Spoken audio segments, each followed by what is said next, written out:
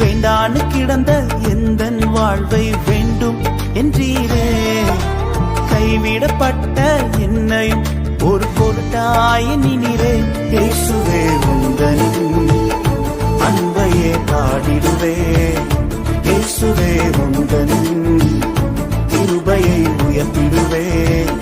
இயேசுவே உந்தன் அன்பையே பாடிடுவே. இயேசுவே உந்தன் கிருபையை உயர்த்திடுவே. என்னை அழைத்தவரே உம்மை என்றென்று மாறாதிப்பே.